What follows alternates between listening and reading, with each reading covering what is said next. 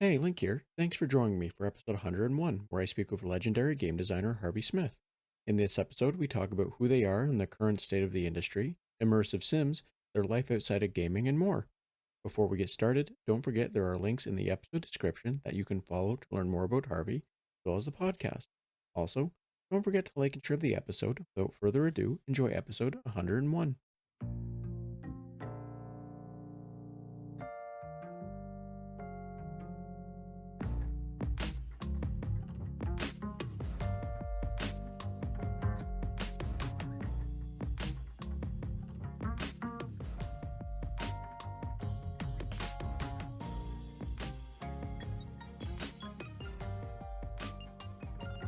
Hi, and welcome to the Red Tunic Podcast, a podcast where I look to rediscover what makes gaming fun and enjoyable by having positive conversations with those related to the industry. My name is Link, and today I'm joined by Harvey Smith, a legendary game designer that has contributed to titles such as Deus Ex Invisible War, and the Dishonored series. Hi, Harvey, how are you doing today?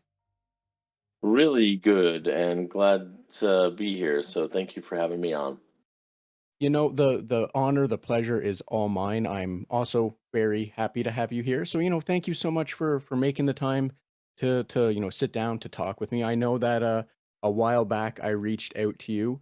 Uh I don't think I got through the PR filter at the time. However, it looks like things are working out now. So, thank you so much for being here. Yeah, of course. Now, Harvey, before we do get started, I do want to ask if you don't mind, giving the short elevator pitch, if you will, about who you are, so that way anyone that uh, doesn't know who you are, or the 411, the quick basics, what have you, they get quickly caught up to speed before I start bugging you with other questions. Yeah, uh, that's an interesting question. Who am I? um, I have been making games for 31 years now. Um, I have been a game designer, a level designer, a writer, and a game director. I've done other titles, or I've had other titles as well, but I guess that's mostly where I've been successful. And yeah, my career is interesting because in 31 years, I feel like I've had the highest highs and the lowest lows. And I don't regret that at all. I think, of course, I wish everything could have been perfect for all the people involved, especially. But like, when our games do well, we learn a set of things, and when our games do poorly, we learn a different set of things. Um, then you have a different set of experiences with the team, and it's part of the whole package. And I think it would be, it would be like trying to cheat or being super privileged to wish that you only ever had the good part and other people had the bad part. Um, so who am I? I've survived 31 years in games. I'm very lucky to be here. I started in professionally in 1993. I grew up playing video games, some of the earliest games, uh, Pong and My Neighbor Had, and arcade machines in the 7-Eleven in Texas, and uh, friends getting ColecoVision or Atari 1040 ST. We didn't have a lot of money, but we ended up with an Atari 1040 ST at some point, and just that whole generation of early games morphing into the Amiga and the I'm sorry, I'm at Atari 2600. Eventually getting computers, meaning the Amiga and the Atari 1040 SD. Um, and so, then moving into the PC world, and then the PlayStation and Xbox world and all that. And it's like, it's been such a turbulent ride. I feel like you'd be tone deaf if you talked about games in December 2024 without acknowledging that the industry is currently in the middle of a terrible financial upheaval, brought on by many different factors, I guess.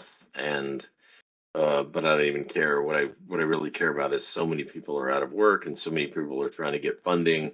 So many people have cool, beautiful ideas, and they want to make games around that. And so many people are just trying to pay their mortgage, and it's like a really turbulent, chaotic time right now, of course, in the world, but also in the video game industry. And so who I don't know who I am is somebody who loved games from early on, played a lot of D&D, played a lot of video games, got into it when the industry was more open. I was coming out of the military, and I'd always been a communicator and a little bit of an amateur game designer and a writer, small teams leader, and so I found a place in the video game industry really quickly. I got lucky, and have been working for 31 years since. And the best things I've done, I guess, are the Deus Ex games and the Dishonored games. Collaborating with other people, or Inspector, Rafael Colantonio, lots of other people. Um, and of course, I've also had a few games that at launch were dumpster fires because of a variety of reasons.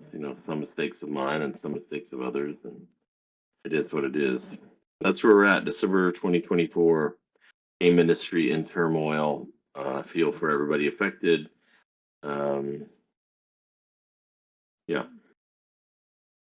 So, yeah, I completely understand.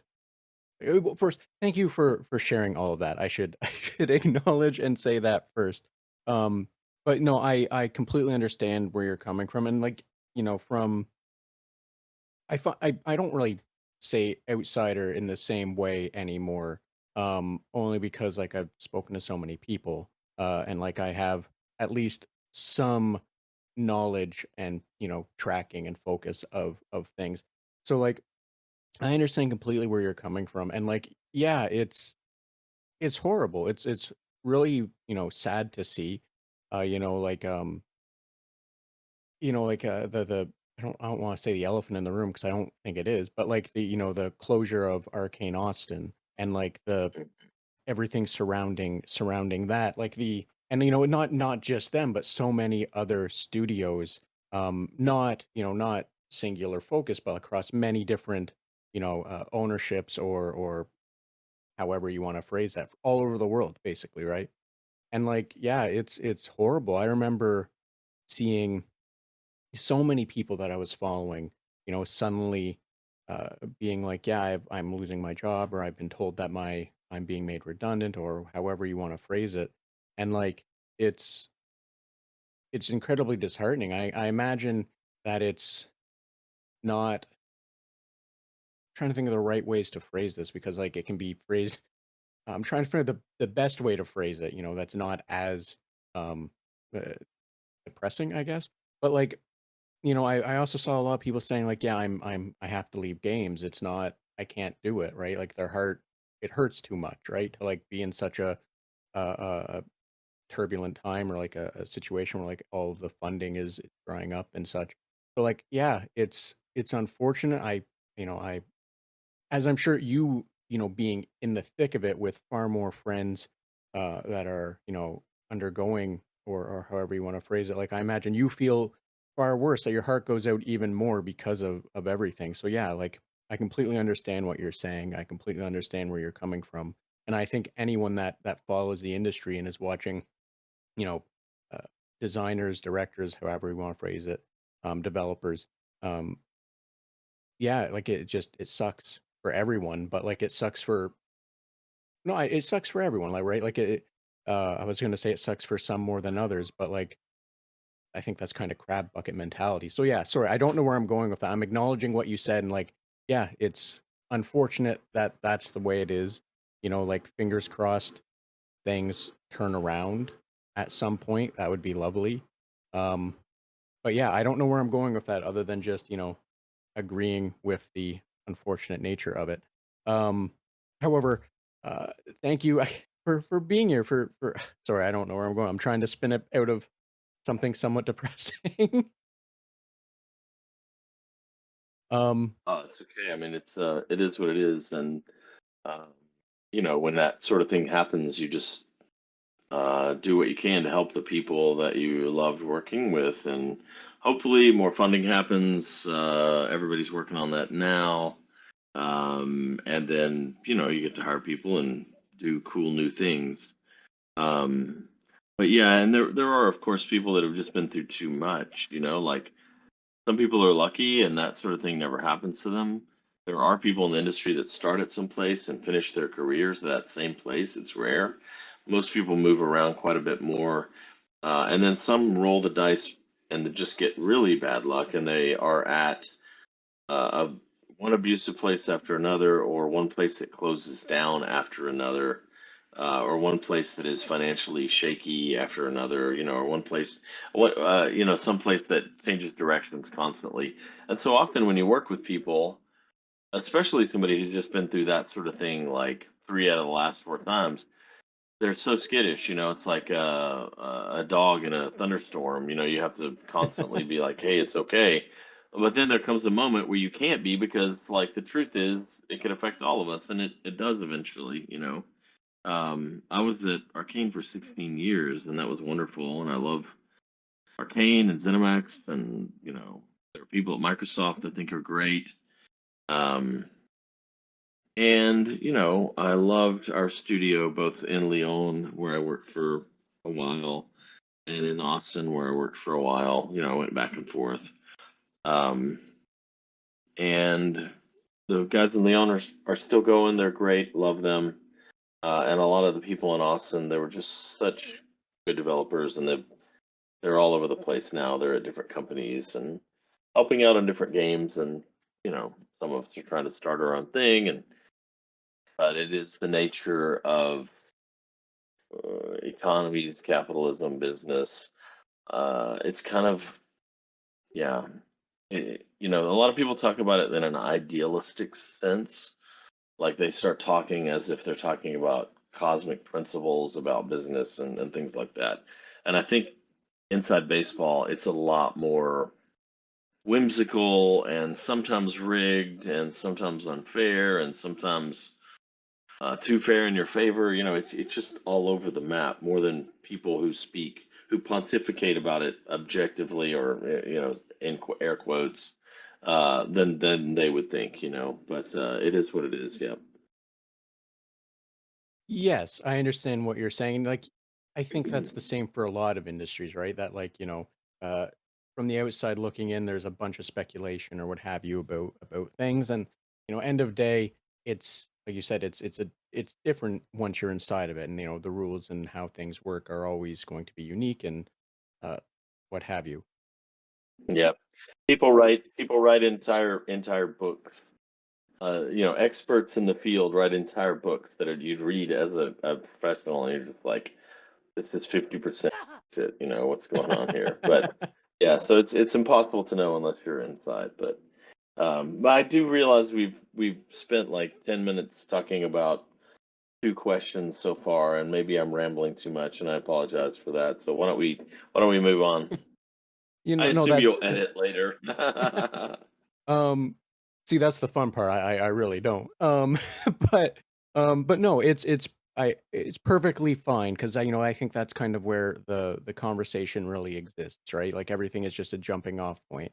So don't ever apologize for rambling. It is perfectly fine. It's always going to be interesting because each person as their is bringing themselves to it, right? So it's not it's not meant to be a carbon copy thing. So it's all good. Um, However, I am going to intentionally take a hard turn and try and get away from um, some of the depressing things, I guess.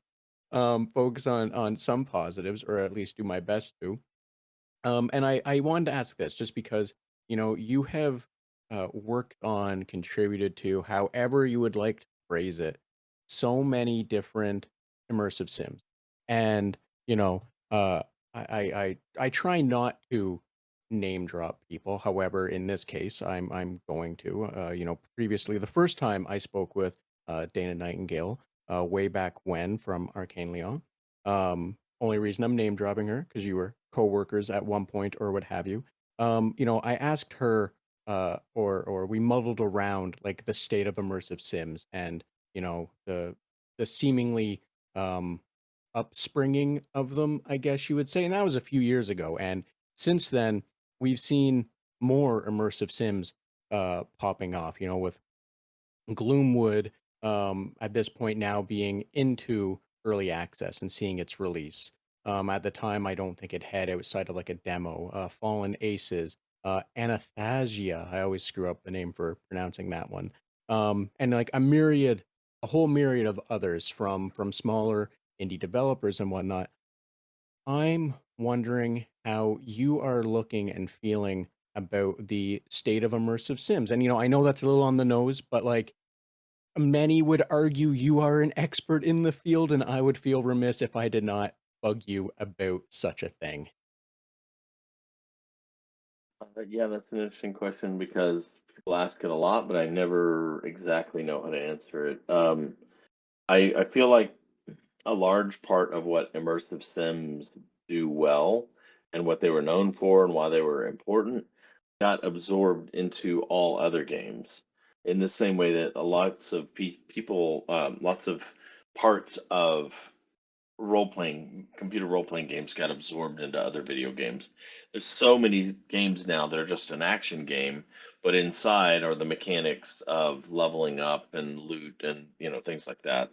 To detriment probably because there's a homogeneity to a lot of games, but all the pieces, a lot of the pieces that are interesting about immersive sims got absorbed into other games. The sort of analog AI based on senses sometimes, the physics interaction, the cascading events, a very well realized sense of place that meets your expectations based on what that place is. Lots of environmental storytelling as a way to let the player parse the scene and interpret it, and in interpreting it, it deepens engagement and all that. A lot of those concepts have been absorbed, and little bits of them are in lots of games. However, when you play an immersive sim, that really is an immersive sim that has all those pieces, you recognize it, even if it has something that's in every one of these things is in another game. If you put all those elements together very purely, um, and you leave out a bunch of other stuff, then you no doubt you have something recognizably that you would still say, oh, as a genre, this is an immersive sim. And I did not work on Prey, so I always use it as an example. Like it's Rafael Colantonio, Ricardo Bear, and a big team of people around them. And it was like my game of the year. I love Prey so much. I think it's 2017. Um, and it is, in my mind, it's almost the perfect immersive sim because, like, when you go to do something like that, if you if you just follow paint by numbers, then you're too dogmatic. You're now a cultist, and you're like, this is the way it was done back then. This is the way it has to be done. This is the Bible of immersive sims, and so okay. There are people that are very dogmatic, right? And then there are other people inside. And by the way, I don't mean to disparage them because you need your traditionalists, right, to recognize this is a sacred text. This is valuable. But then on the other hand, you have people that are okay, cool, but what are we doing that we didn't do in 1993 or 1992 or one or whatever Ultimate Underworld came out by Looking Glass, one of my favorite games of all time. What are we doing today that we didn't do back then? Are we advancing in some way? It's why it was so important to us on Dishonored to let you not kill anyone, including the assassination targets, which sounded like a crazy idea at the time. And it was important to us, even though it was a pretty lightweight system or series of systems, to reflect how violently the player was playing in the world, with more desolation, more rats, more violence in return, more paranoia, and those at least felt like okay, we're making a pretty classic immersive sim.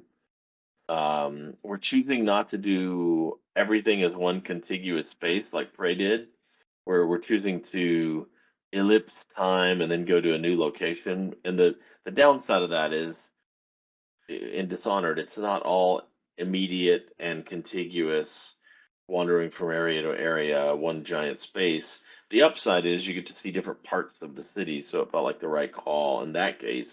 Whereas in Prey, it was a better call, I think, to have one contiguous space that they made. Um, but in any case, on one hand, you have your traditionalists that I called dogmatic earlier, which is maybe a little negative. And then you have your people on the other end, like trying to do, and I guess to be equally disparaging of them, um, trying to do so many new things with it that it ceases to be purely an immersive sim, right? And so somewhere right in the middle of trying to do something new, but and grow the genre, but also being, true to the origins of it, is some iconic, idealized immersive sim. And when I think about Prey, when I think about the original System Shock or Underworld, it's first person. There's environmental storytelling. It's atmospheric. There's analog AI based on perceptions, and there's physics interactions. There's a lot of storytelling through embedded elements that the player needs to go infer from. Um, the level design is a major feature because exploration of the space and multiple pathways is a big deal. The systems are a major feature because multiple solutions to problems not being prescriptive, like, oops, I accidentally dropped this thing into the courtyard below, and when the bomb went off, it unlocked that door. I was on the roof looking for the key, and it's like that kind of thing constantly. Um, you know, and so state today is that there are people making those games in the indie space, and some of them are really cool. Um, and Stalker 2 just came out. And Ghost Story is underway with what was it called, Judas. Raph's new game with Wolfeye is coming. There's other friends I know working on stuff that sort of similar in vein, and of course, my goal is to do another one of those games as well. So we'll see. I mean, there are occasionally people that lament the status of something, and I was like, if you knew, you might have come into the industry and looked back on decades of people doing this kind of game, and you're like, oh my God, there's so many highlights. Where are we now? Why are we in the dumps now? And it's like, dude, I think if you had lived through that, you would see that it's pretty, that there's always one of these games every year coming out, and every few years there's a great one. But it's not like there was a golden age of people making 10 of those a year that were just mind blowing. That's not true. That's because you're looking backward through the history of these games. And it's always been kind of like a slow burn thing where like one comes out every now and then one comes out every now and then that just blows your mind. And I will say that once it gets under your skin, it is very different. The number of people that, okay, I'm not bragging here because I'm sure lots of people have had this experience, but like the number of people who have come to me and said, I liked video games, and then I played ASX, or then I played Dishonored or Dishonored 2 or whatever, and I can't go back. I can't play normal video games now. Even in a shooter, I'm looking for an alternate way around, or I'm looking for an alternate solution through the systems, or I'm hoping I can, trick the AI in some way. I'm playing creatively, which is the whole goal of immersive sims, to provide a consistent set of rules and a set of tools that the player can learn, and then let them read a situation and actually play creatively. And that's the whole goal. And so people have come to me many times, and even games that when they launched, we had technical problems and we had made mistakes.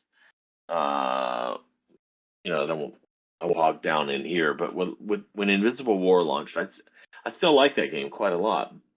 I wish there was some sort of mod that like stitched the maps back together because we had to chop them up for console. But other than that, I mean, I do like Invisible War.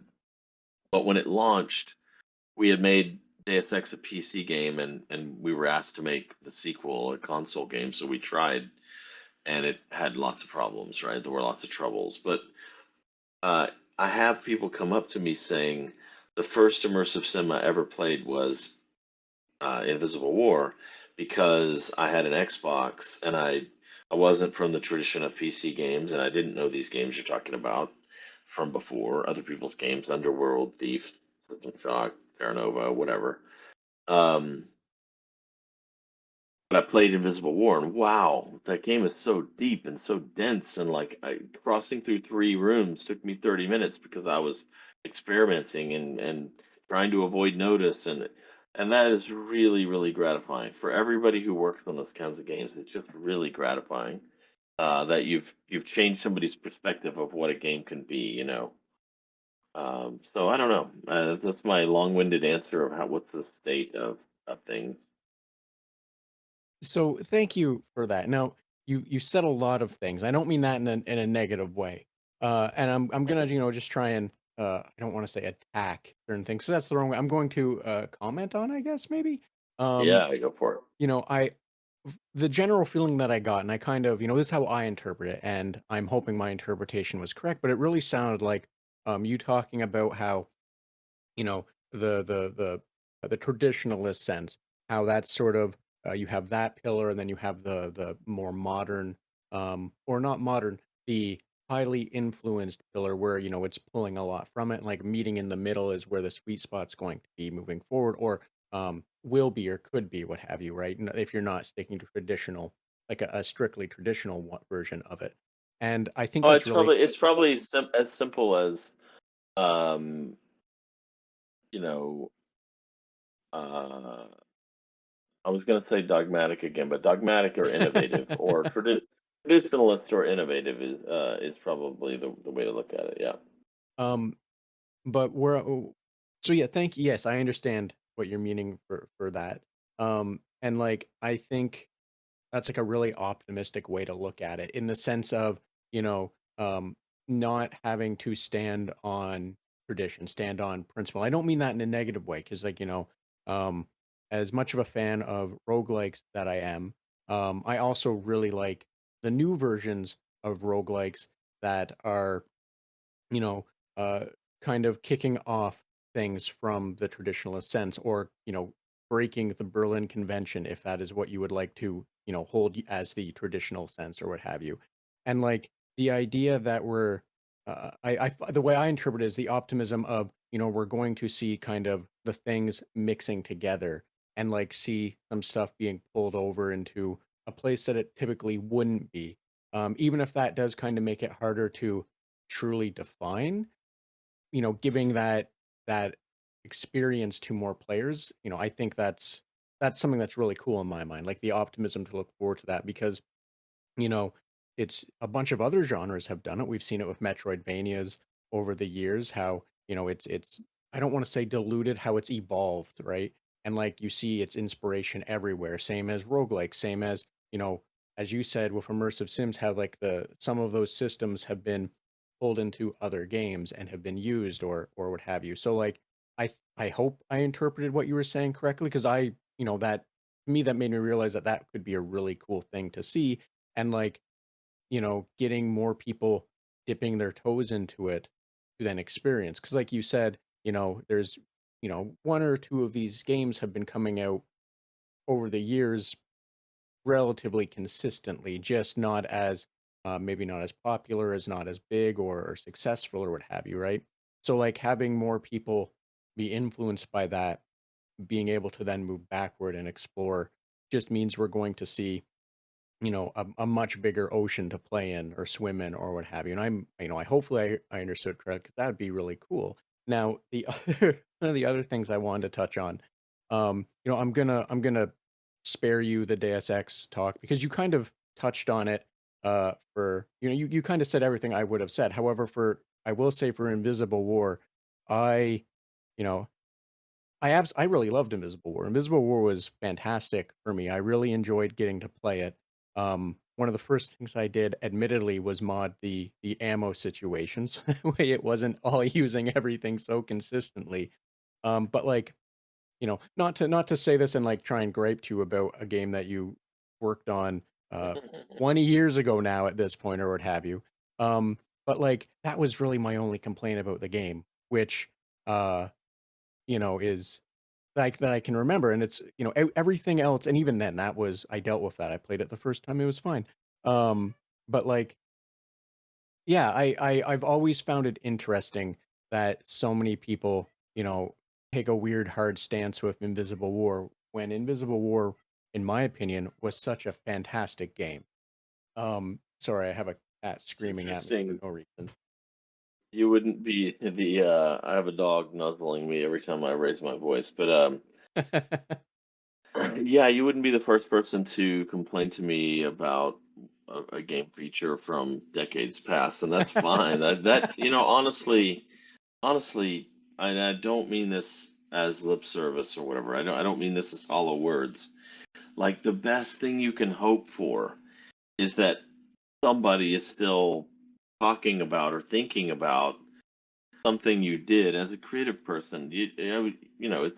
It's crazy to expect anything like that, right? Because most people just don't get the opportunities that I'm talking about. But like getting to make something, and it is my friend Raphael Colantonio used to say this funny Italian accent kind of thing, where it was like, making a great video game takes a number of miracles.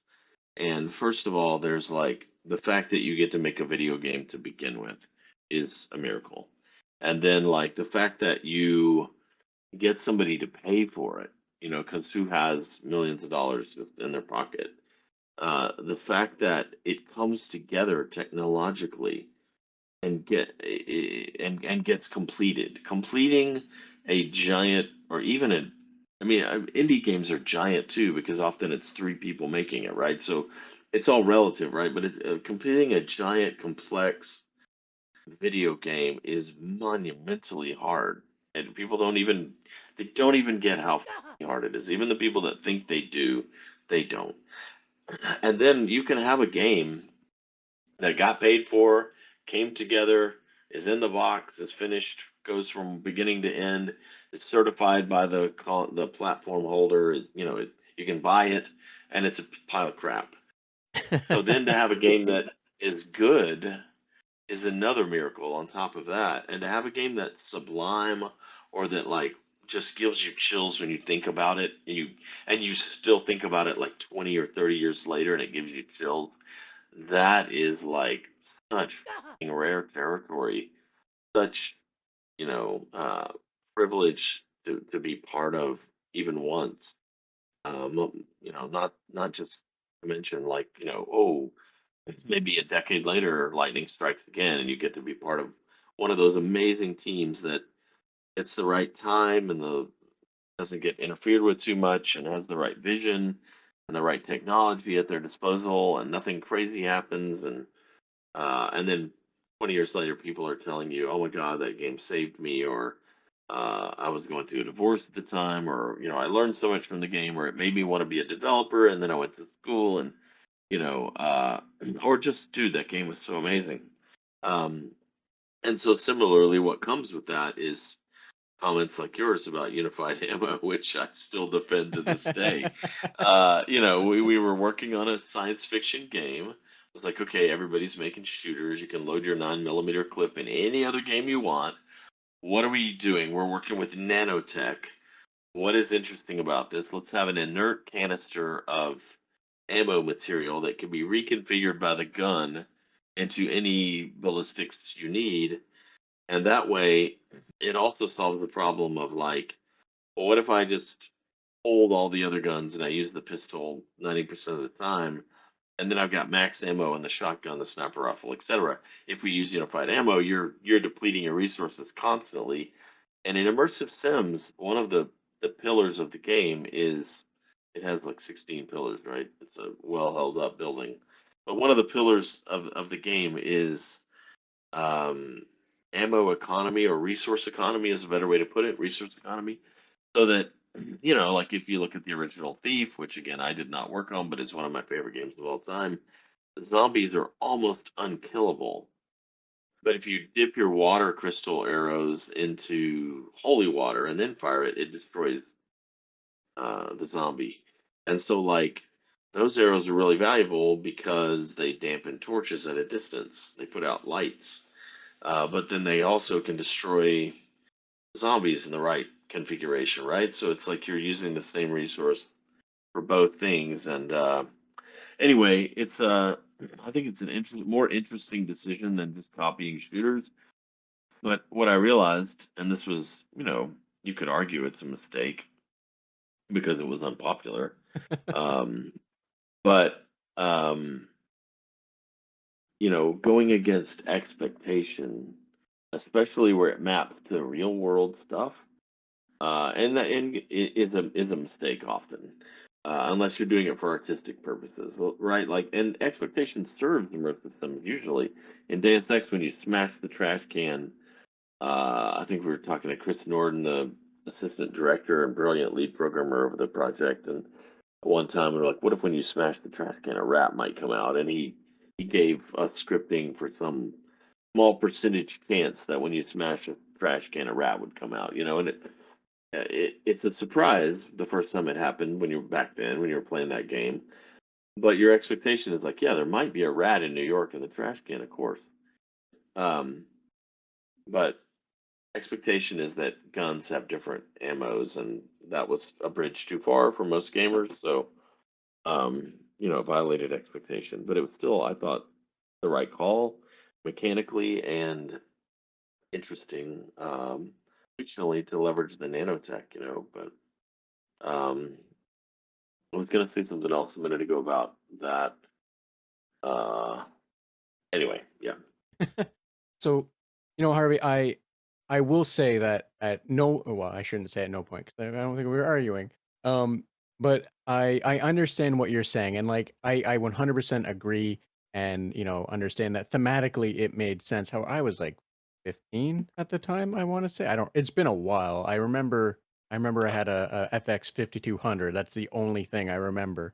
In terms of time stamping it.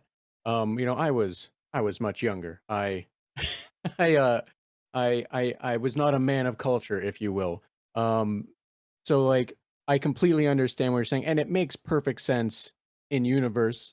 Uh, so yeah, I'm not, like I said, that was the only thing I remember at the time that I felt was a negative, because everything else, I'm still amazed by the lighting for the game from the era it came out in. Like, there's the everything about that game, regardless, was just such an amazing experience. And, not to try and gush too much about Invisible War, a game that I think a lot of people don't realize is as amazing as it is, just everything about it, the interactions, the funness of being able to accidentally shoot someone's grenade because all of their grenades were on their belt, and that first time you accidentally pop someone's gas grenade, never hitting any other grenades, and suddenly they're gassing themselves, or a spider bot drops out, or what have you, what have you. Just the amazement that I had with Invisible War is still one of those things where, like, if I sit and think on it, the everything about it was just mind-bogglingly beautiful. Um, sorry, well, I don't. I think in retrospect, I think if I had to criticize it, I think chopping the maps up so they would fit on console is the thing that bothers me the most. And when we shipped, maybe we had the frame rate problems and things that took a while to patch. Um, but like we did do a lot of cool stuff. We had a lot of cool enemy mechanics, some physics interactions. There were earlier builds of the game where like everything was physical, even couches and stuff. It was insane. But the biggest flack we got was not actually for anything inside the game. Unified ammo is a fun punching bag, but it's arguable, and you know, um, technical problems. Complex games often ship with technical problems and have to get patched up, and that's always unfortunate. I wish we had a better sort of white glove world where like nothing comes out until it's perfect. But that's not the way it works. You got to hit certain windows. That you've spent a certain amount of money, you're running out of money, whatever. There's the team is exhausted. There are moments where it's just like we have to ship.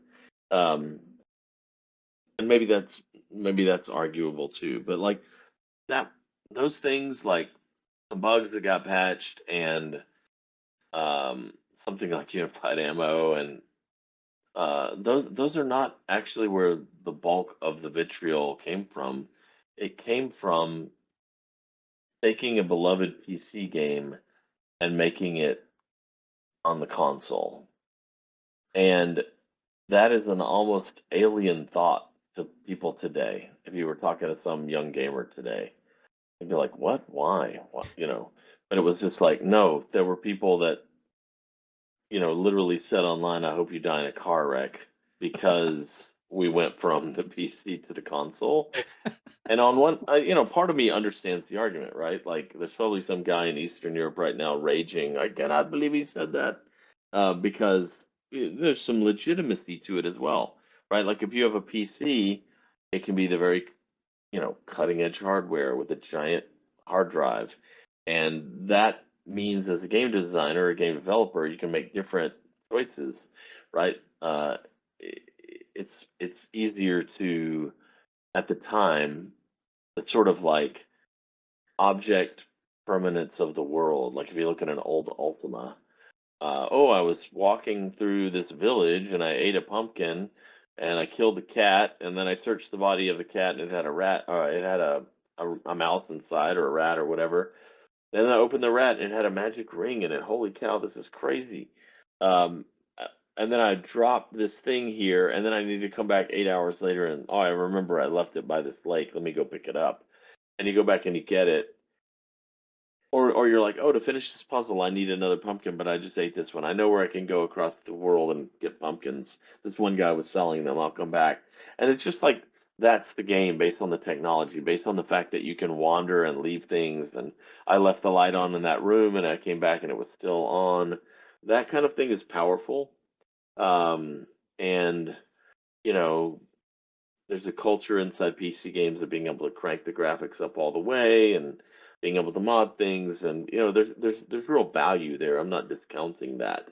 It's just like there's value on the other platforms as well, and games are increasingly expensive, and so it was already it's a done deal now. Like games try to be multi-platform, but at the time you could sort of foretell that like we need to be on all the platforms if possible so that we can have as many players supporting this expensive game as possible. That was the idea. So, but a lot of the flack came from the fact that we took a beloved PC game and we made it for console.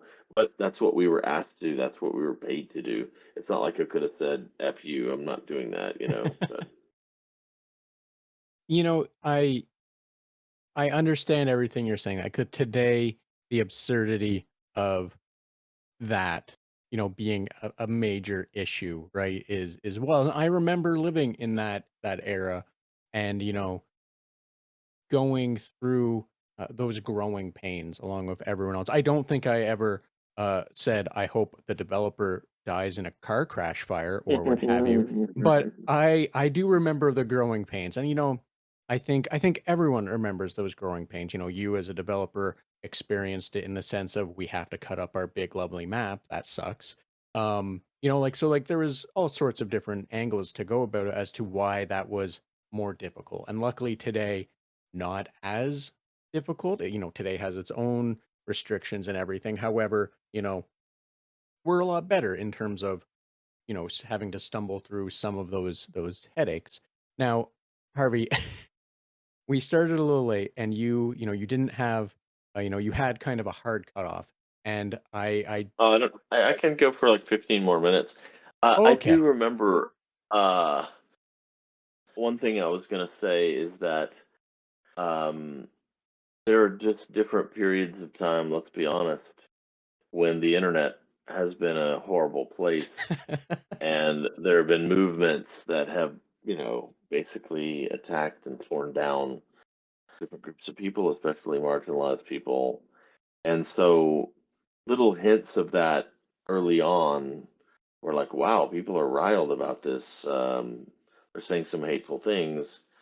It has not gone away, right? That comes and goes, and that's why we need block basically as a tool. But like, I just want to say that's always ongoing and it's affecting people, and it is the reason a lot of developers burn out. So we lose talent because some people have to deal with that sort of thing too much.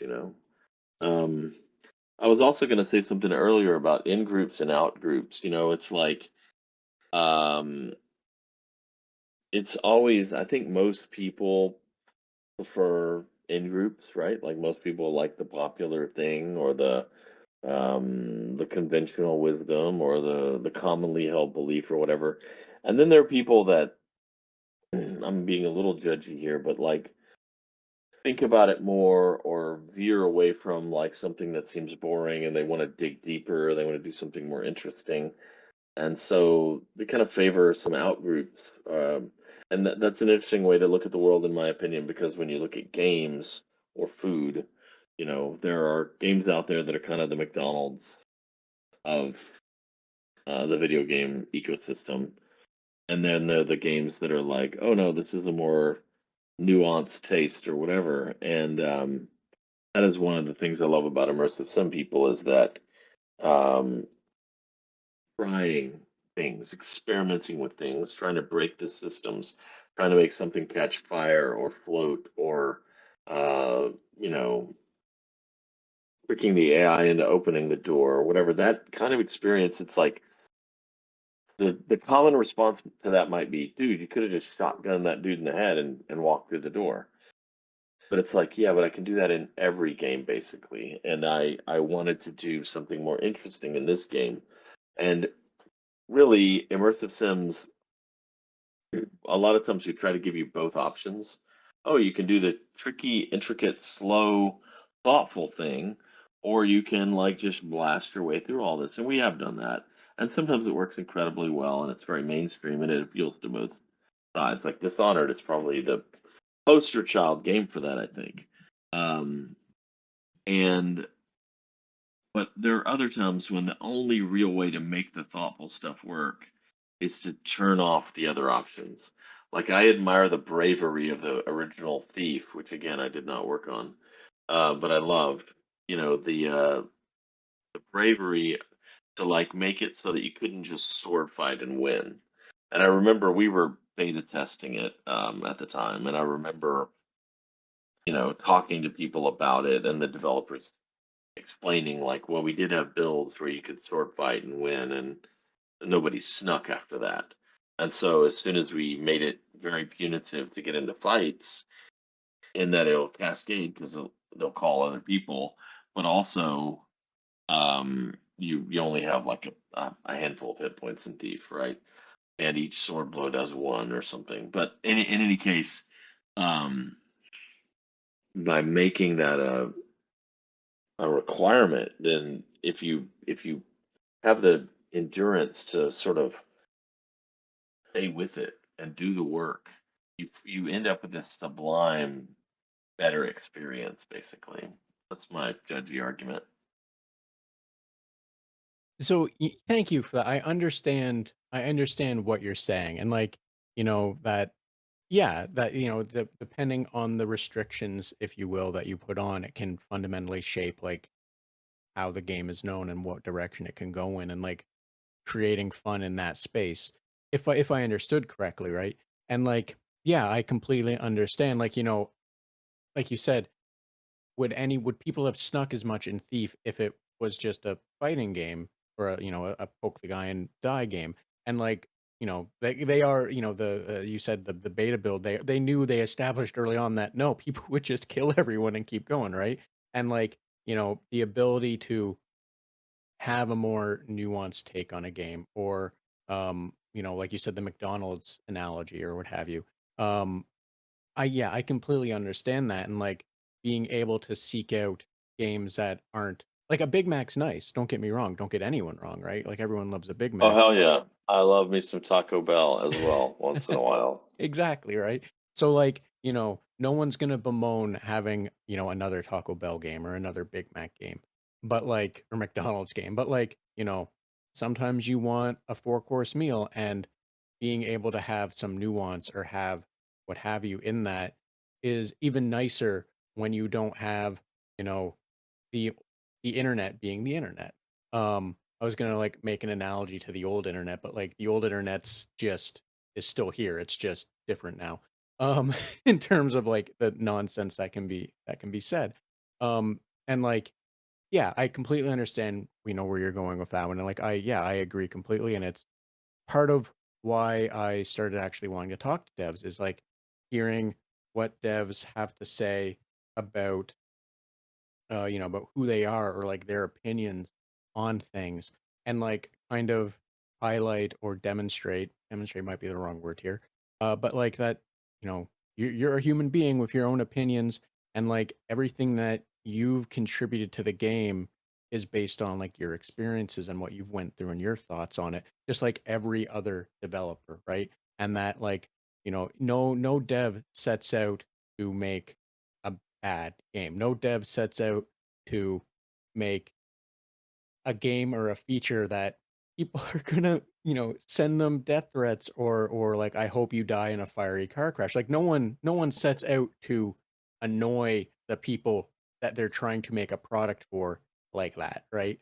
So, like, you know, I completely understand where you're coming from, and like I said, like, that's kind of why I wanted to talk to developers and, like, do this whole podcast project thing, air quotes around all that because it's I don't know sometimes how to properly describe describe it. Um, Now, with that said, is you did give me a little extra time. One of the things that I want to jump from here is, on the topic of you as a human being or as developers as a human being, specifically you in this case. I'm wondering outside of games, and you've done this for, you said like 30, 31, 30 some odd years. Um, Obviously, there is a whole variation or whole myriad of things that you may or may not do. So I'm wondering outside of games, like what is it that you do, like that you enjoy doing, or like how do you relax, or however you feel free to interpret that question. Yeah, life is pretty good right now. It's like a lot of my time is setting up the new company, thinking about the new game I want to work on. But a lot of times just, family and friends and, um, good food, movies. Um, I'll probably go see Wicked soon and Gladiator 2. I'm a big fan of what we do in the Shadows, the vampire show, and it's nearing the end. I just drove across Central Texas to go to San Angelo, Texas, and spent a few days out there. I like to travel. I'll probably this summer I went to Spain for 3 weeks. Probably do that again at some point. Dungeons and Dragons takes up an embarrassing amount of my time because I am making a couple of books for D&D on the side, a book of magic items and a book of monsters. And want to play Stalker, the new one. I have coffee with Rafael Colantonio once a week, and we would like to do more than that. So once in a while we have dinner, but we're both very busy. Um, I'm in a D&D group with some of the same people that I made Deus Ex with. Um, like Monty Martinez, Ricardo Bear, Steve Powers, and other friends, of course, as well that we worked on Dishonored with and other games. But those guys, like we've been, you know, Steve and I've been playing D&D together since high school, and I met Ricardo when we hired him out of college, and we hired Monty into his first real job too. And they both have just killed it. I think Monty's probably worked on more immersive sims than anybody, because he's a good friend of mine, and he also worked on the Bioshock series, and um, but we play D&D, once a week, and I play with another group, Jordan Thomas from Bioshock, and some other people from the indie. My friend Carla's in that group from the indie world, and um, we play fifth edition. The other group plays first edition. Get our 70s books off of eBay, whereas the second group is for everything is very modern, and we do very experimental stuff. We take D&D and we played in the 1920s for a while. We do all kinds of crazy stuff. But in any case, I don't know. My life is what you might expect for someone of my generation growing up in Texas. Politics horrifies me. I've moved away several times. I lived in Germany for 3 years. I lived in France for 4 years. I lived in California for a while. And yeah, I don't know. I swim in the summer and uh, try to do some fitness stuff here and there. I've been in free fall since COVID, but I'm trying to get that back together. Um, yeah, most of my days right now are spent walking my dog, thinking about the new game, the new company, and working on creative side projects. Besides family and friends, that's the bulk of it. So, thank you for that. And like I like the idea of a trying to think of it. Legacy D&D group, I guess you would say. I think legacy is the best way to put it, and putting that in air quotes though all the same. Because like anyone that's played D&D or has tried to orchestrate playing D&D knows that it's like herding cats from top to the bottom of the tower, right? So like having a group that you've been playing with, or people that you've been playing with, or what have you, for any amount of time is absolutely wild. So I'm happy to hear that you have had such luck with that in many variations, or however you would like to phrase it, as well as I also wish you the best of luck with, the new projects, the new what have yous. Um, I don't know how to properly encompass all of the things that you do, and are obviously going to be working on and working towards and what have you. Not that I'm trying to pry, just the general safe way to cover all of it without trying to explicitly point at each single thing along the way. But like, I hope all that works well for you. Because like you've had such a storied career, like you said at the beginning. You've had the ups, the downs, and what have you. I'm fingers crossed for you that like you get more up. That like things continue to be successful, just because you know. Um, I hope that for most, if not all, game developers, right?